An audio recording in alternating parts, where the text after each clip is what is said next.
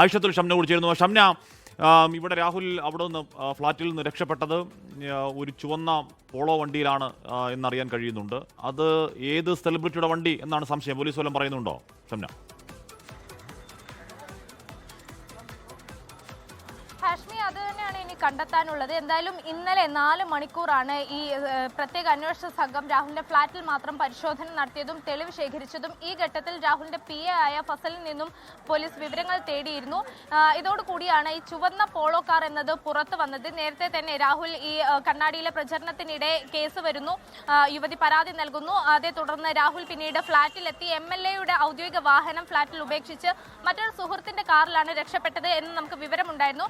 പക്ഷേ ആ കാറ് ആരുടെ, എന്ത്, എങ്ങനെ എന്നത് സംബന്ധിച്ച് ഒരു വിവരവും ഉണ്ടായിരുന്നില്ല. ഇന്നലെ ചോദ്യം ചെയ്യലിലാണ്, ഈ വിവരം ശേഖരിക്കുന്നതിനിടയിലാണ് PA ഉൾപ്പെടെയുള്ളവർ ഈ വിവരങ്ങൾ പുറത്തു പറയുന്നത്.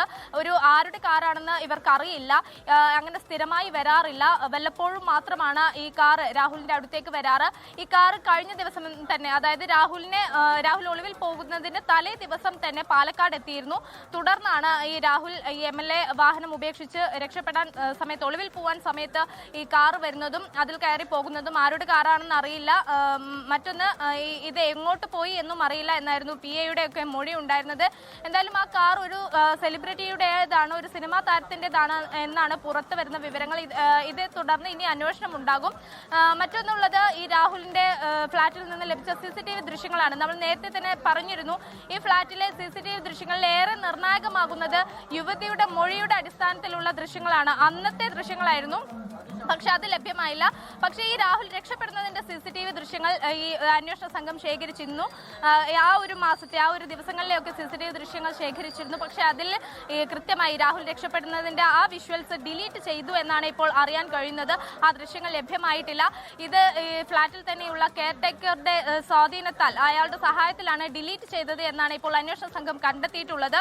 ഇയാളെ അല്പസമയത്തിനകം തന്നെ ഫ്ളാറ്റിലെത്തി പ്രത്യേക അന്വേഷണ സംഘം ചോദ്യം ചെയ്യും. ഹാഷ്മി, ഓക്കെ. അപ്പോൾ അങ്ങനെ രാഹുലിന്റെ സ്വാധീനത്തിൽ അയാൾ DVR ഡിലീറ്റ് ചെയ്തിട്ടുണ്ടെങ്കിൽ അയാളടക്കം പ്രതിയാവുമോ? രക്ഷപ്പെടാൻ സഹായിച്ച കാറ് സെലിബ്രിറ്റി ആണെങ്കിൽ ആ സെലിബ്രിറ്റി അടക്കം പ്രതിയാവുമോ? അങ്ങനെ കുറേയധികം പേർ പ്രതിപട്ടികയിലേക്ക് വരുമോ എന്ന ചോദ്യമൊക്കെ അവിടെ നിൽക്കുമ്പോഴും രാഹുൽ മാങ്കൂട്ടത്ത് എന്ന് പറയുന്ന കേരള നിയമസഭയിൽ ഒരു MLA ഇപ്പോഴും കാണാമറയത്താണ്. പോലീസിന് കണ്ടെത്താൻ കഴിയുന്നില്ല. നാടൊട്ടുക്കരിച്ച് പരിശോധന നടത്തുന്നുണ്ട് എന്നാണ് ഷഫീദ് പറയുന്നത്.